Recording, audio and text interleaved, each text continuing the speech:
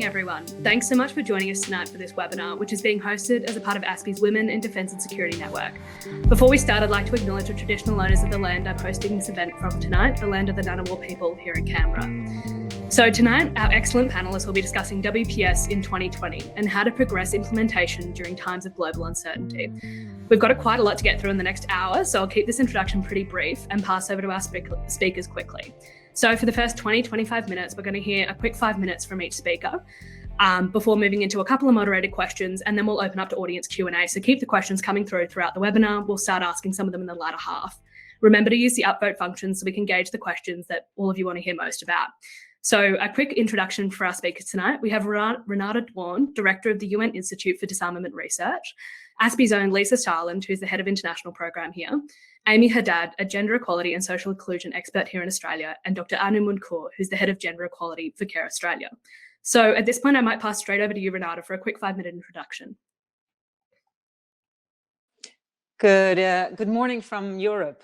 Good afternoon to everyone, and it's good to be with you all. Thank you. And despite the fact that this isn't a gender balance panel, it's great to see so much women in the discussion. So, I mean, I think probably what I will do is just say a couple of brief words, as I'm the first speaker on the WPS agenda and what that is, at the risk of telling you what you already know. But essentially, the Women, Peace and Security agenda that was launched in Security Council Resolution 1325 about 20 years ago from October of this year is a landmark resolution for three. First, it recognizes that conflict affects men and women differently. Two, it asserts the right of women to participate in all aspects of conflict management and resolution, from prevention to relief recovery. And three, it does call for a gender analysis and policy making and processes. And I'll flag that last third point because I think that's the point that's been less developed in the agenda over the last 2 decades. So one of the features that WPS has done is really provide the foundation for an argument as to why women should be considered in policies and process around conflict. It has driven the gender-based violence efforts in the UN and elsewhere.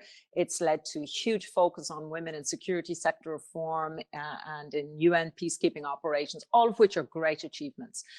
But it is focused on women in civil conflict. And there is a risk that it silos the issue of women into a particular area of a particular form of peace and security. It's an out there issue then, and so it becomes an issue about international conflict and less about issues surrounding domestic violence and violence more generally, in particular, what that means for different genders, women, girls, but also men, boys, and youth. And so as we are in our 20th year of the agenda, I think it's a fair time to ask, is that the right lens that we want to keep the focus on women, peace and security? And at a time when conflict is high, there's a very clear reason to have that as such a focus. But is there perhaps other broader ways that we can expand that aperture? Second feature I would point out is it's a Security Council agenda. And while that has given it a unique authority and prominence, it keeps it on a Security Council agenda at a time where the Security Council is increasingly polarized, and particularly around women's issues. And we've seen that over the past 2 years. So raising some very serious questions of, if the Security Council is in a polarized and difficult moment, what are the alternative avenues and paths to pursue women's peace and security agenda? And that links to some of the work that my institution, the United Nations Institute for Disarmament Research, is trying to look at through our gender and disarmament research. And in the piece that I've shared recently with ASPI, really what we are saying that for the success of the WPS agenda, and in order to go beyond that initial lens of civil conflict, we need to expand the women, peace and security conversation and engagement beyond where it started, although that's important to retain, but into a broader focus on arms control, regulation, management, and from a UN perspective, disarmament. Why is that the case? First, it allows us to look at arms and their role in violence across the board more generally, and not just limited to incidences of civil conflict. Two, It allows us to look at underlying structures, powers, authorities, and toxic masculinities that impact violence and impact the way in which violence is exerted on men as well as on women and children, boys and girls. And third, it's an area that has really lagged behind in arms control. Gender and the role of arms control is relatively new in that area. So we propose 3 areas for action. The first, we're saying that the arms control and disarmament agenda, when it comes to gender, needs to go beyond small arms and light weapons, and that women, peace and security agenda should start to focus on all weapons, including weapons of mass destruction, nuclear, chemical, biological, as well as newer technologies, cyber, lethal autonomous weapon systems, artificial intelligence. Second, we're saying that let's seize the moment where there is some interest in gender, but not so much knowledge in the arms control community. So let's look at bringing gender expertise into disarmament processes. Are gender experts participating in arms control delegations? Are they in the room and engaging? And how can we facilitate that conversation between those 2 specialist communities? And 3, we're saying, let's go beyond the question of small arms and light weapons in civil conflict contexts to start to look at where and how arms impacts in our domestic regulations, in our export controls on weapons, in our management of the use and ownership and governance of all weapons in domestic, regional, as well as global contexts. So that's really an attempt to, we're saying, by expanding that aperture, we can both help advance the WPS at a time where there is some pushback, and also go some way to better addressing the issues affecting violence and women. I'll stop here and over to the next speaker. No, great timing. Thanks so much for that excellent introduction. I'll pass over to you now, Lisa, for 5 minutes. Occupational hazard with online platforms. Thanks very much for the introduction, Jen, and thanks to everyone for joining us this evening, this morning, wherever you are in the world with this webinar at the moment, and we hope everyone's keeping well. Having just heard from, I think, Renata there on some of the areas that UNIDIR is engaging in, I think really highlights some of the challenges, but also some of the opportunities that we have when it comes to women, peace and security on this, I guess, 20th anniversary year, and sort of the momentum and groundswell of support that we've seen for it, but also some of the pushback that we've seen from different member states and entities around this agenda. I think a lot of this has also been highlighted by the global pandemic, what we're seeing with COVID-19 at the moment, and the potential for an event like this, I guess, to exacerbate some of the existing inequalities that we see across the globe, particularly when it comes to gender inequality. To kick off with, I thought I'd highlight, I guess, sort of 3 broader tensions and pictures that we see in terms of women, peace and security in this 20th anniversary year. And first of all, I wanted to talk a little bit to the normative developments. And I think a little bit of this has been alluded to by Renata, but what we've seen unfolding in different multilateral institutions, UN bodies that have been engaged in really trying to, I think, expand and look at what the women, peace and security agenda is over particularly the last 20 years. But we go back, of course, even further than that, if we go back to the Beijing platform and the work of civil society.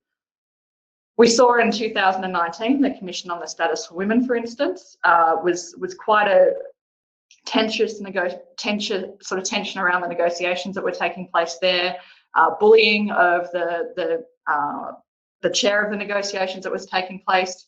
We saw pushback from perhaps member states that might have traditionally been seen as allies around sexual and reproductive health issues. And so this has sort of, I think, continued to underline some of the tensions that we've seen play out, particularly last year as well in the UN Security Council around efforts to adopt further resolutions on women, peace and security, indeed the 9th and 10th resolutions last year. And I think for many this has raised questions around how much further do we need to look at progressing the normative agenda, which has come to an extent sort of in the last 20 years has advanced considerably since the first UN Security Resolution.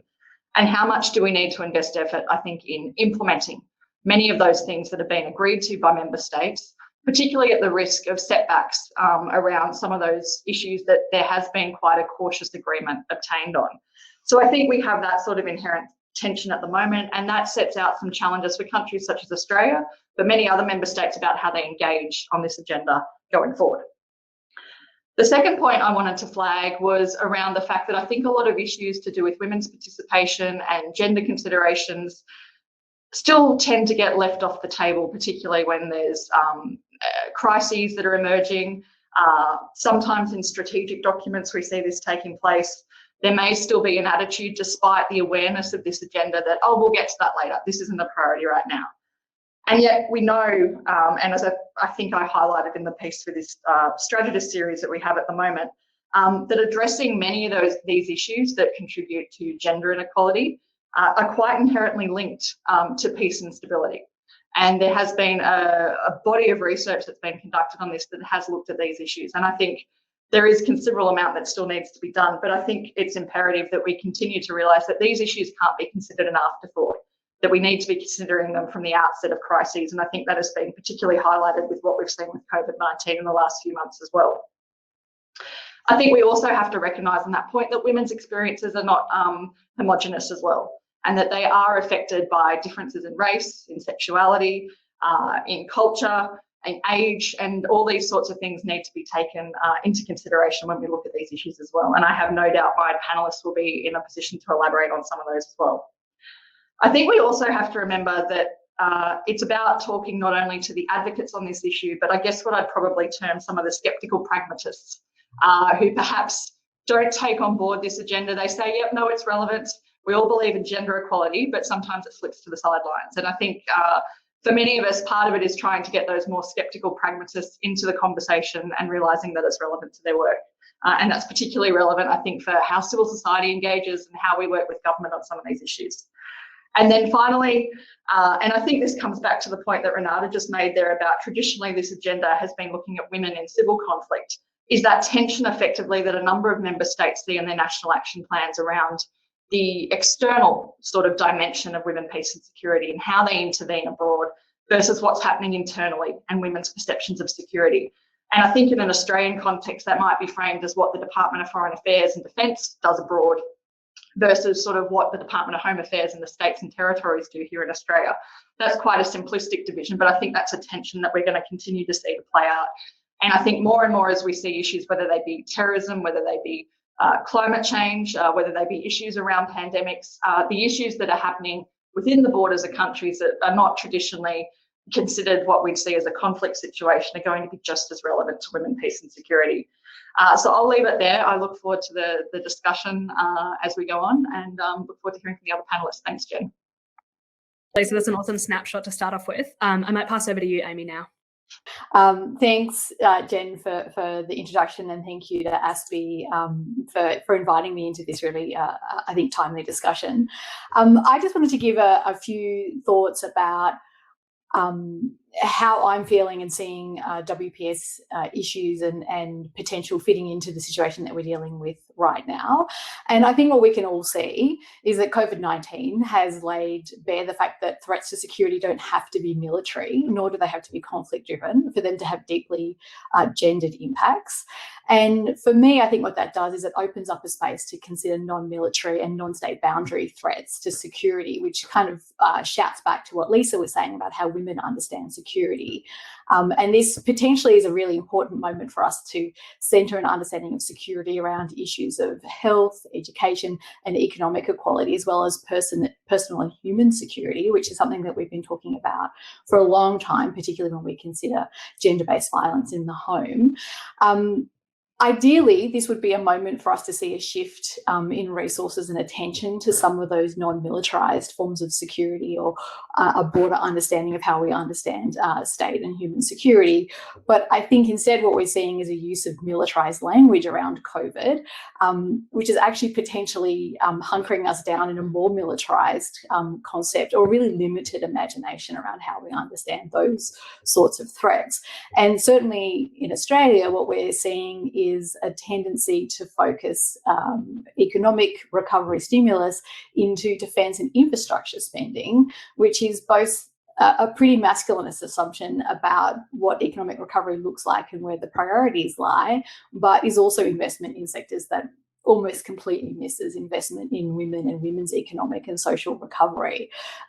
So I think there's some sort of complex things happening there. Conversely, if we wanted to be opportunistic, the militarisation of COVID is potentially a slipstream within which we can co-opt or apply the WPS framework in a non-state conflict setting. And what we've seen is that it's wholly relevant. So that many of the things that are important to the WPS agenda, understanding the different experiences of women, making sure that women are at the table in decision making, preventing and responding to violence. These are all things that we've seen play out through COVID-19. And so there's potentially a way that we could be expanding the focus or how we conceptualize WPS. And I've been thinking about it in terms of conflict, crisis and crash, because I think what we're seeing is we're looking at a big economic impact and yet a complete marginalisation from women of women from decision making, and really not a lot of attention yet to the gendered impacts of that. So potentially there's a slipstream that we could get into using the WPS lens, but I think we'd need to be really careful to not be reinforcing the militarised framing around that. And I think what we've seen, and I think, Lisa, you referred to this as well, is that in that moment of crisis, we've seen we've seen that the mechanisms for considering gender and including a diverse range of decision makers and intersectional decision making, including women, those processes are either insufficiently embedded or have just fallen flat in the face of crisis.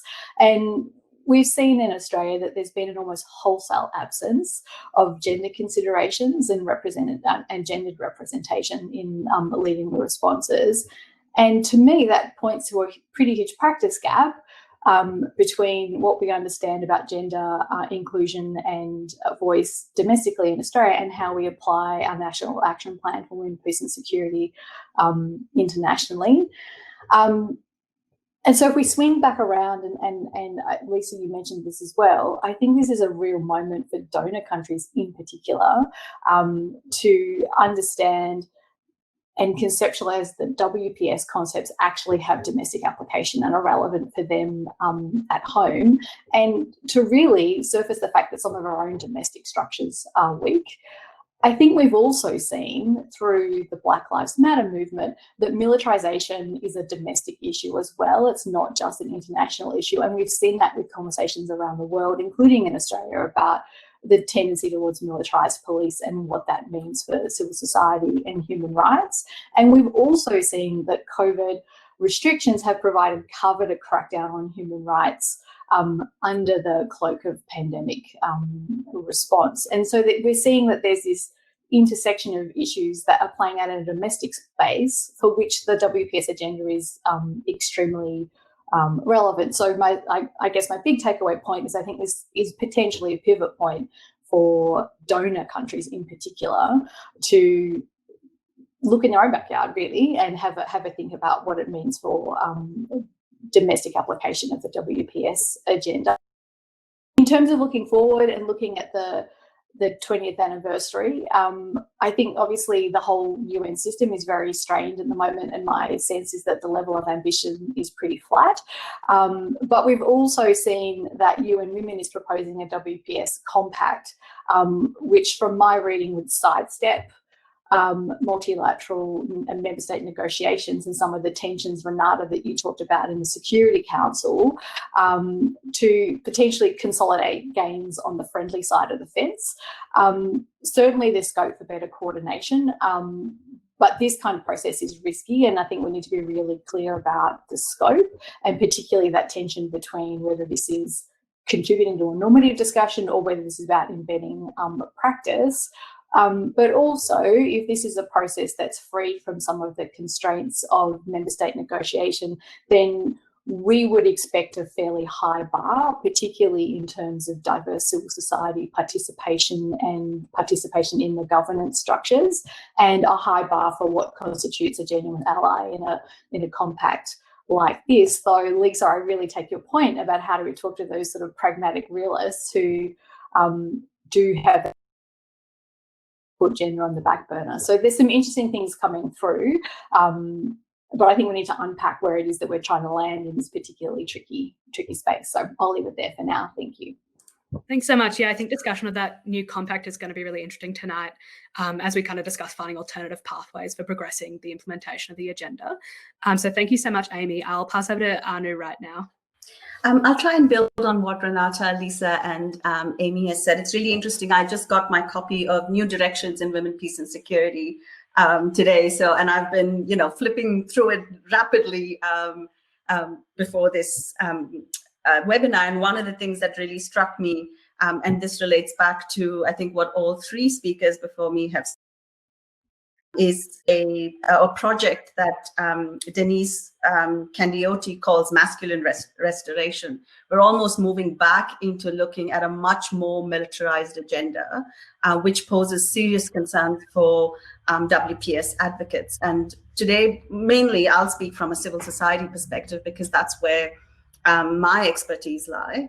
And linking in with what Lisa was saying about this tension between domestic and international, it's a real tension here in Australia, and something that the Women, Peace and Security Coalition has been trying to unpack over the last few years in relation to what Australia's second National Action Plan looks like. And one of the things that came out of the roundtables that we held was that women in Australia, diverse women in Australia, see this as an artificial link if you think about WPS as something that is out there for an international space, but not domestic. Lots of the women raise the notion of a much more inclusive understanding of security, which includes things like domestic violence, which includes colonization and how we treat our Aboriginal and Torres Strait Islander peoples. It talks about the militaristic agenda that the Australian government has been pursuing by wanting to be a top 10 arms manufacturer, and how does that then sit with what we as a country externally portray in our commitments to the WPS agenda. I think for me, most recently, the Black Lives Matter protests across the world, coming back from India in February and seeing the Anti-Citizenship Amendment Act protests, looking at the impacts of COVID, looking at protracted crises around the world, and also the destabilizing effects of frequent and acute climate-related events, I think really brings home that we need a much broader understanding of security, one that is not just about protecting national borders, that is not just about a militarized understanding, but one that looks at economic, social, political security as well. And I think that's what the WPS lens in many ways brings, because it does have that much broader understanding of security that includes health, food, environment, personal security, community security, and political security.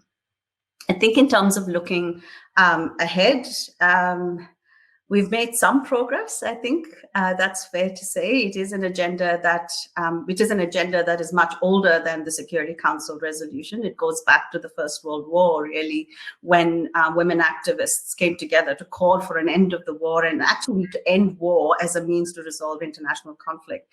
And I think for civil society organizations, it has grown much more out. While the origins lay in conflict, it has become an agenda that has been adopted for humanitarian action as well, and to look at what it means for the humanitarian space and how we respond to climate-related events. I think the space where we've done the least amount of work, if we're looking at the traditional WPS agenda, is preventing conflict and preventing crises, which is one of the founding pillars of the agenda. And I think there was the most recent Women's International League of Peace and Freedom scorecard on WPS points out that the prevention pillar ranks the lowest when compared to the other 7 measures. Military expenditure has grown to $1.8 trillion in 2018, which is an increase of 2.6%. And if you look at what CIPRI has to say, if we just reduce military spending by 10%, we would have enough to progress the Sustainable Development Goals, including Goal 16, which is on peace and justice and strong institutions. And so for me, advancing the WPS agenda is really clearly outlined in the NGO's open letter to the UN Security Council in 2019, of which CARE is a signatory. And there are basically 5 actions that the letter calls for. One is to take decisive action to prevent conflict, avert crisis, and end war by looking at systemic root causes of fragility. The second is to recognize that gender equality and human rights of all, especially all women and girls, are central to international peace and security. that diverse women's right to full and equal and meaningful participation in all aspects of humanitarian action and peace and security must be safeguarded and must be non-negotiable, that we need to defend the legitimacy of work on all, legitimacy of work done by all human rights defenders, and finally, meaningful action on peace and security must condemn all acts of violence that are committed against human rights defenders, and that we need to recognize that the WPS agenda is interrelated, inseparable, and mutually reinforcing with a lot of other women's agendas that are happening at the same time. So, for example, the current discussions that we are having around what next after Beijing, we need to seriously think, and this links to what Amy was saying about the WPS compact. It is not as simple as it seems to be pitched as an alternative to some of the other ways in which we might progress the agenda. And we seriously need to think about what we might gain or lose by moving this out of the Security Council into a political space where we know that it's so easy to lose the gains that we have made. I'll stop there. For such a overview of everything before we start, I think there's a lot of different threads that we can come back to through the rest of the webinar. We've just got our first question in, and a reminder to all participants that please feel free to type in any and all questions you have for any of the panelists. I'll ask a couple of questions now, but we'd love to have some from the audience so we can feed through to them. So I might go back to start off with a point that Renata actually raised about women and disarmament and mainstreaming kind of women, peace and security into disarmament. We talked a lot about how regulation of small arms and light weapons has been implemented with a lot of women, peace and security, but there's been less so in other areas of kind of disarmament policy. Could you elaborate a little bit more on the gendered impacts of mass weapons of mass destruction and biological weapons? I think that could be a really interesting point. Sure. And I think there's a tendency to somehow see these weapons as out there, but I think COVID has changed our perspective in two ways. First, it's shown us that low probability, high impact events are possible. And that is what a global pandemic is, and we're now dealing with. And what we're seeing is that on the whole, the international community tends to ignore those low probability events on a grounds of exactly because of their probability. So COVID shows us that we risk avoiding those at our peril. And it has also, I think, shown us that natural outbreaks of disease can become global risks with significant global impact. And so I think as a result, when we think about biological weapons, we're moving away from looking at biological weapons only as the construction in a lab of toxins and dangerous pathogens and their use, deliberate use, but we're seeing the possibility of natural outbreaks of disease being huge risk, even if accidental and inadvertent, and also the possible risk of their use for malicious purposes. And indeed, around some of the debates about the outbreak of COVID-19 that have so poisoned relations in the Security Council, unsubstantiated allegations as to whether this was a deliberate cause or not, is really forcing us to turn around and look at anew the frameworks that we have in the international community for addressing biological weapons and biological risks. And that is, of course, the 1972 Biological Weapons Convention. And we have that conference coming up, a review conference of that framework in 2021. And I think COVID is forcing us to revisit it again. So just in terms of what might we think about a gendered approach to that sort of discussion that will dominate biosecurity, biorisks as we look forward. First, we've seen in COVID, just as we saw with Ebola and just as we saw in SARS before, that first, as Amy hinted, in sometimes crisis response, all our commitments to gender mainstreaming are seen as a back burner issue, a fair weather issue, something we turn to in good. So to what extent have we incorporated gender perspectives in our response? Second, we've seen that women make up a huge part of the health service and the health force. We've seen quotations from 70 to 80% of the global health sector being women.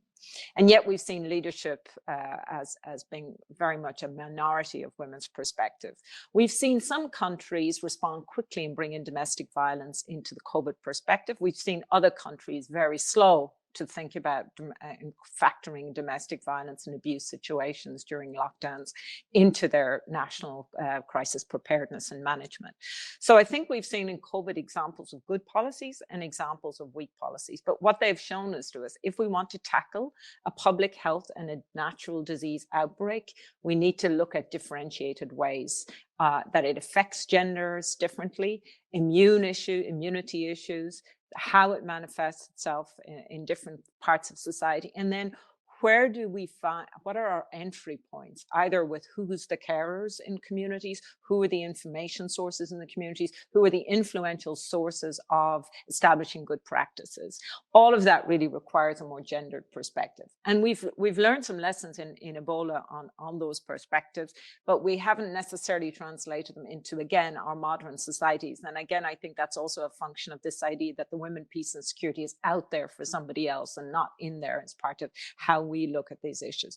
So now when we come to the Biological Weapons Convention and when we come to that discussion, if we were to look at a gendered approach first, states have a commitment under the BWC to communicate and cooperate on the prevention, detection and management of natural disease outbreaks.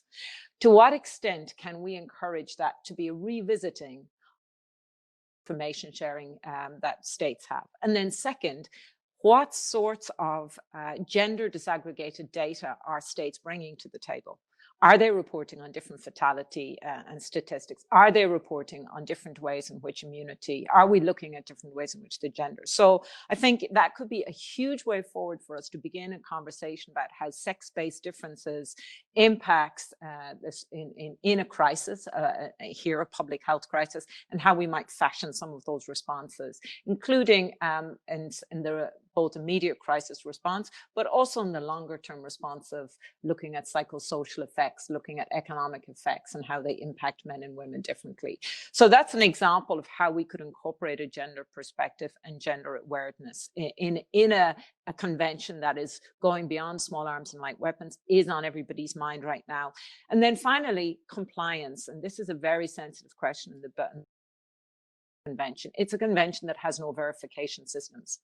And as we begin to look at compliance, as we begin to look about how can we investigate, prevent and manage natural disease outbreaks and the risk of their possible malicious use, how would we bring gendered perspectives and women into those questions, both as participants of any engagement and framing that? So I think it's going to be a sensitive question, the Biological Weapons Convention. This is a polarized time. Any issue is sensitive. And maybe that would be my final point just on the panel here as we're discussing. At a time of polarization, I don't think we can say, let's keep to the Security Council, or let's try compacts, or let's try civil society. I think we have to try all forums. I think we have to engage in a variety of multi-pronged way. And I think we need to seize the immediacy of where we are with COVID to launch that conversation about women's engagement in a broader set of issues. Thanks. Thanks so much. It sounds like next year is going to be really important, how that plays out with the review of the Biological Convention. We've actually just got a question in from the Ambassador of Norway in Canberra about WPS and the Security Council as Norway enters its non-permanent seat next year. I might throw this one over to you, Amy, and then open up to the rest of the panel. Where in the WPS agenda do you see the best opportunity for concrete progress in the Security Council's work? Thanks, Jen, and thank you, Ambassador. That is a very good question. And I think if you come back and ask me in the second week of November, my answer might change, because I really do feel that the current US administration is a significant break on some really key aspects of the WPS framework, and we saw that happening last year with the resistance to any form of reference to sexual and reproductive health and rights. But that doesn't mean that there's not a conversation to be had. And I think, picking up the point that Anu made, prevention is the least focused on area of that agenda, and I think it would be interesting to have a conversation or a dialogue in the Security Council about bringing together what we already know about the gendered nature of early warning around human rights abuses, around increased experiences of gender-based violence, the role of feminist organisations on the ground in understanding that things are changing on the ground, and how can we get ahead of the game to pre-position gendered responses to prevent or deal more rapidly with conflict and crisis. And Renata was just talking then about the gender disaggregated data that should be in play. I think what we see probably too often is that we wait until something happens to then start scratching our heads and saying, well, what's happening to women? I think any one of us on this panel could have written a brief about a hypothetical COVID, and we probably would have picked the range of issues that we've seen. So what can we do in that prevention space to draw on the 20 years of knowledge that we already have, or the hundreds years of knowledge that we already have, to both get a gendered lens on prevention, but then have a think about what are some of the practical things we can do about getting ahead to bake in those responses that we know get marginalised in crisis, and to shore them up before the crisis happens so that they can just be deployed instantly. So that's where I would focus. If there's a change in US administration, let's have the conversation again, and there's probably some more we could do about sexual violence and conflict. Great, thanks so much, Lisa. I might also throw that over to you, and then we'll move on to some other ones. No, thanks, Jen. Thanks, Ambassador, for the question. And I think, Amy, I think hit the nail there on the head about prevention. If I could offer some brief thoughts on that, I think we've already got an incredible normative framework that's been adopted by the Security Council. I think the more that the Council can engage to seek information from the ground, whether it's through field visits that are undertaken by the Council, whether it's through civil society briefers, which the Council has been doing more of, I think, in terms of inviting women's organisations to brief the Council, although that, of course, has inherent risks for some of those briefers, as we know. Looking at how more requests can be made around the Secretary-General's reporting to the Council, perhaps, in terms of accountability. And I think also engaging with the informal experts working group on women, peace and security as much as possible.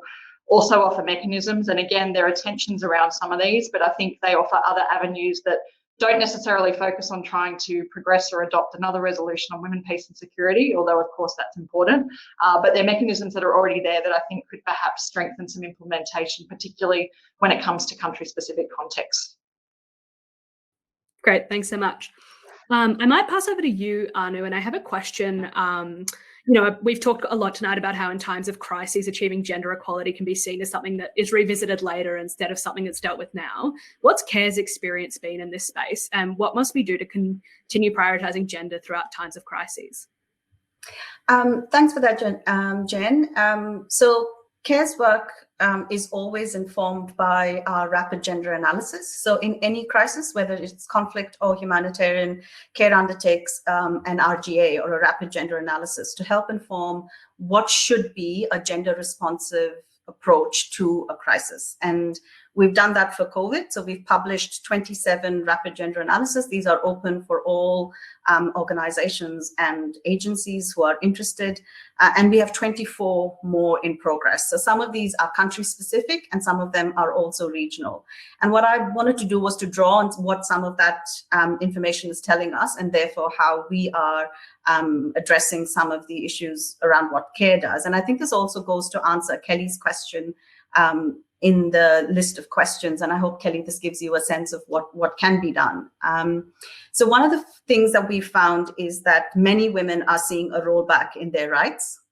As fear and stress are going up, women are often, in many countries, perceiving families being overprotective, restricting women's mobility and public participation, even further than what government restrictions actually require. So in Cox's Bazar, for example, men, women, and community leaders are blaming women's dishonorable behavior as a cause of COVID-19.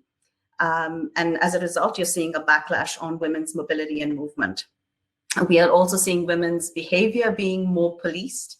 And I think the point has been raised several times about increases in gender-based violence. And so one of the things that CARE is calling for is that messaging around women's rights and gender equality in all COVID-related communications is really important, and that we need COVID messaging to reconfigure how we think about mobility restrictions, especially to create a space for women to leave the house, to access markets and services, and actually preserve those safe spaces for women in whatever possible social distancing ways that is possible. The other thing that the research is showing us a lot about is that women are often the first to feel the economic losses. Of all people, men, women, boys, and girls consistently have identified that income is one of their biggest concerns in the current crisis, and that women are experiencing some of the biggest pressures. And around the world, we know, as Renata has pointed out already, that women are employed in some of the most unprotected sectors, like the informal sectors, which have very, very few protections and very, very few paid benefits. They're almost always employed in industries that are hardest hit by COVID-19 restrictions, petty trading or the service industry, for example. We also know from our work that women are coming to an end in all their own safety nets that they've set up. So savings groups, which are really popular in many countries in which care works, those savings groups are telling us that the safety nets that they depend on are less able to function in COVID-19. And mobility restrictions are already compromising many of the activities that these savings groups do. And many of these groups have already shared out all their savings to help women address immediate needs. And so we really urgently need to prioritize women's access to safety nets and more importantly, and equally importantly, to expand benefits of these safety nets to those who are currently excluded. So refugees, migrant workers, and those in the informal sectors are often left out of these safety net support systems. And so that's another really important advocacy point for care. Most countries and regions, we've said this, are seeing an increase in GBV and an increasing difficulty in actually accessing GBV services. Quarantine and movement restrictions have really, really made it hard to track GBV cases and even harder for women to actually seek support. And so we need to prioritize GBV and response as life-saving interventions, and make sure that this and make sure that this can be it can be as broad as possible in the range of services that are provided. And they should not just be limited to clinical management of rape, for example, but we need to think about referral services and case management, and then extend it to that other space of zero tolerance approach to sexual abuse and exploitation. Helping women with childcare, this has come up over and over again, that women are really, really struggling under the dramatic burden of childcare, especially with school closures. And this is actually pulling women out of the workforce and creating more economic and income impacts for them and their families. And for care, what that means is, well, how do we engage men especially, in thinking much more about the work around childcare, but also around water and hygiene, because these are often seen as women's work or our women's responsibilities. And despite all this disproportionate impact of COVID on women, one of the pillar of WPS that is shockingly neglected is participation. So one of the studies that CARE did was to look at, well, how are countries faring on women's participation in addressing some of the COVID-19 issues. And we did a survey of 30 countries, and we found that of the countries that we surveyed that had established some kind of a committee in order to develop a national response to COVID-19, 74% had fewer than 1/3 female membership. On average, women made up 24% of committees. The early research on the pandemic response found that 25% of the sample, CARE could not find any evidence that government had made funding or policy commitments for gender-based violence, sexual and reproductive health services, or women-specific economic assistance. In 54% of the cases, there was no action taken on GBV that we could find. And 33% do not appear to address sexual and reproductive health in their response, despite the real clear evidence of the impact of this crisis on those issues. We also found that countries that had more women in leadership, if you use the Women's Power Index, that these countries were more likely to deliver COVID-19 responses that were gender responsive and considered the effects of the crisis on women and girls.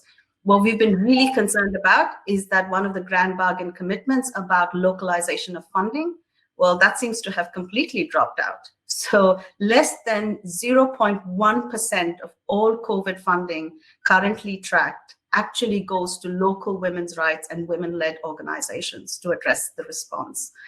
And so we feel that, you know, attention really significantly needs to be given to women in leadership, and making sure that they are there in all aspects, they are represented in all aspects of the COVID-19 response, and really increasing the funding for women's rights and women's-led organizations in responding to the crisis, apart from some of the other issues that I've highlighted.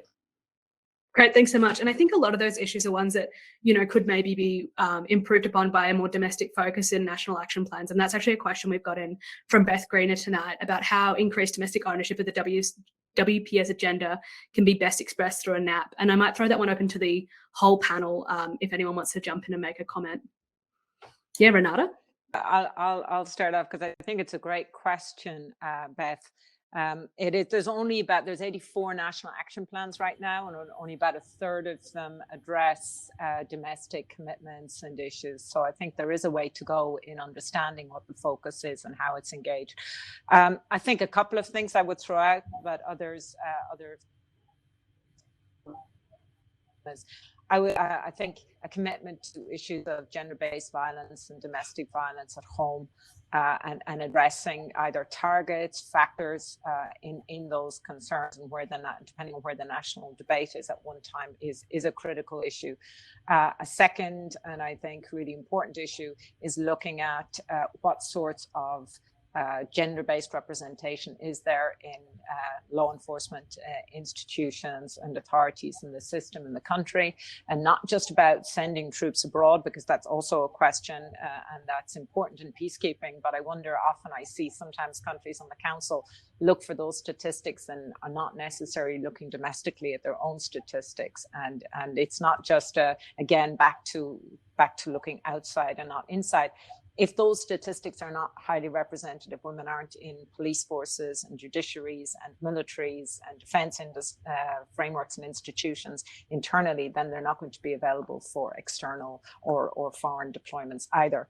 So I think that's another issue. I do think another critical issue is about asking and having commitments and data. What's the accessibility of women's shelters, women's institutions, or healthcare and critical domestic violence and gender-based violence? What's accessible, especially in countries that are remote, or where going to a clinic or for reproductive health access is very limited. So I think that's another factor that national action plans can think of and helps expand the conversation about, not just within domestically, but also even within a country, accessibility between urban and rural communities, which is a really big issue in many countries. So I think those are just some of the examples that I would flag that the WPS agenda can be made manifest at home. And then I would just talk about participation more generally. And this links a little bit to Paul's question on the Security Council. One of the ways that we have found impact really being affected or to build a conversation, and in a way it's a pity that we're still at the numbers game, but sometimes just providing the statistics for how many men and women are at a meeting, at an international meeting, how many women speak, and how many women are on the podium, has had a very demonstrable, tangible effect, more than one might think about other agendas on the peace and security for national delegations. And what the is now routinely counting women in meetings. They're also now moving. One thing to be in the room, it's another thing to be at the table as opposed to be a backbencher. And third step to be on a podium and in a leadership issue. So I think that keeping that focus and keeping that manifestation, just in terms of to the other very good points that Lisa and Amy answered about what Norway could do in the Security Council, is a kind of a critical moment. And then I would just finish with one point. Norway is coming onto the council next year, so too is Ireland, and so too is Mexico, 3 countries that have strong gender and women, peace and security identities.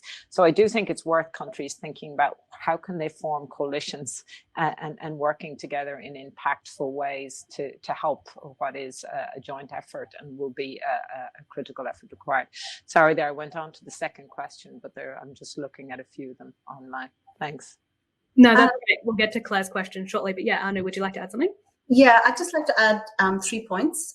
One, I think what we found in Australia when we ran our national roundtables to inform the second National Action Plan was that we needed to deliberately reach out to diverse women's organizations. There are lots of organizations that don't use the WPS framing or may not know or speak the WPS language, but they actually really, in their work, reflect the core principles of the agenda, and that we really needed to reach out and draw them into the conversations. Lots of these were diaspora women's organizations, and that brought the agenda back home for us to link it to the issues faced by diaspora communities in Australia. And the third is a piece of research that has been done by Laura Shepherd on the national action plans. And one of the things that she found was who leads the development of the National Action Plan has an impact on whether you see the extent to which a plan has a domestic focus. Now, Australia is a exception to this, but in most countries where the offices for women or the national gender machinery has led the development of the national plan versus the Department of Foreign Affairs, you've actually seen a much greater domestic focus. So just 3 things to consider.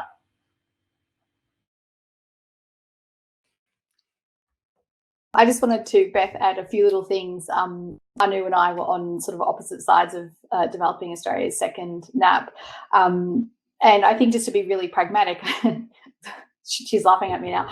I think to be really pragmatic, it's also about looking at what the low-hanging fruit are, and are there structures that already exist that have an overlay into things that do have a domestic focus, like national disaster planning, any national anti-terrorism effort, those sorts of structures, and what are the opportunities to bake even something as simple as representative participation and consultation into those mechanisms. Certainly, in Australia, if we had baked that into some domestic organisations or mechanisms before COVID, then I think we might have seen a quite different response. Instead, we stood up a war cabinet that sort of sidestepped everything. There wasn't a pre-existing mechanism that did have gender equal and diverse participation as part of its mandate, and so that didn't exist. But a country like Australia and New Zealand's a little bit similar. There are intersections with disaster planning. There are intersections with international and domestic policing around counterterrorism operations, and those are pre-existing institutions that it could be possible to bake some of those participatory processes in, and that could start having that conversation around, well, what do we mean by security? And so in Australia, we have a big national action plan on preventing violence against women and their children, but it doesn't touch women, peace and security, and it sits fairly far away from any kind of conversation about the interlinkages between gender-based violence and domestic terrorism. So there are things to be knitted together, but I would suggest that the low-hanging fruit are what are some existing structures that straddle those domestic and international things that might be on the disaster side or on the domestic policing side that you could start to bring inside the WPS fence. Good point to end on there. I might try and pick up Claire's question because Renata started answering a bit. One over to you, Lisa. Do you feel like the Security Council is encouraging or pressuring contributing countries enough to contribute more female peacekeepers? It's a really interesting question from Claire on this one, and I have no doubt Renata's probably got a few thoughts given her work on these issues with the UN as well. Look, I think there's the scope. It's not just the UN Security Council that I think needs to be putting this pressure in place. It needs to be collectively amongst the different troop contributors to peacekeeping as well. And we have seen the Security Council, you know, we do see references to the importance of women's participation in peacekeeping missions. We do see reference to the discussions around the uniform gender parity strategy that has, of course, come out at the moment, and efforts underway, I think, to try and increase the percentage of women. For those that may not know, I think the percentage of military that remains in the 13 UN peacekeeping missions around the globe at the moment, something like still hovering around about 4%. For police contributions, I think that's around about 10%. It may have gone up a little bit. So the UN is focused a little bit on trying to further these numbers, given that women have been woefully underrepresented. But as we know at the same time, a lot of that is because national militaries and police institutions that are required to send their personnel to peacekeeping missions have women remain underrepresented as well. And so I think part of the challenge, one of the things that we're seeing at the moment through the ELSIG initiative that's being pushed by the Canadians and a number of member states, of course, is to look at some of the barriers to women's participation in these security institutions in their own countries, to see what are some of the hurdles, whether it's childcare, whether it's promotion opportunities, whether it's awareness around the fact that there are these opportunities available, whether they're only going through certain pipelines in the first instance, to understand that and ways that they can be addressed. I think you also have this sort of supply and demand aspect of UN peacekeeping in terms of selection about the different troop and police contributors that go into peacekeeping missions, and whether countries that have certain requirements, whether logistics units or engineering units or special forces are required, weighs out considerations about countries that might have better representation of women. And I'm not contending in the first instance that that's necessarily the right decision, but obviously these are factors that come into play. And I think the more that member states can advocate, the more research that's done to highlight the importance of having women's participation in these missions is essential to taking that forward. And I think the final point I'd make on that is that we also have to keep in mind that women's participation in peacekeeping operations is not homogenous, and that we do have representatives from different countries, whether they be European, whether they be African countries, that bring different things to peacekeeping as well. So any, I guess, analysis moving forward, we need to keep all these factors into consideration. So I don't think it necessarily answers your question, Claire, on what perhaps the Security Council can be doing, but I think stressing in its resolutions and those that go forward on peacekeeping in different missions and women, peace and security, the importance of women's participation, but then also holding the Secretariat and member states to account on those as well, I think is really critical if they're going to progress some of the initiatives that have been laid out in the Uniform Gender Parity Strategy. Great, thanks so much. Oh yeah, Renata, please. Having spent a long time in peacekeeping, I would just add that I think the point that Lisa makes about who contributes to peacekeeping is really at the heart of what women are available. Peacekeeping and troop and police are still overwhelmingly come from countries in Africa, Asia, and to some extent lesserly Latin America. And these are not countries necessarily with high representation of women in their law enforcement and military institutions in the first place. So if the council is really wanting to put pressure, then it faces the question that the council has to ask, which is where are the council's own troops representation and where are the council's own participation in peacekeeping and their council members?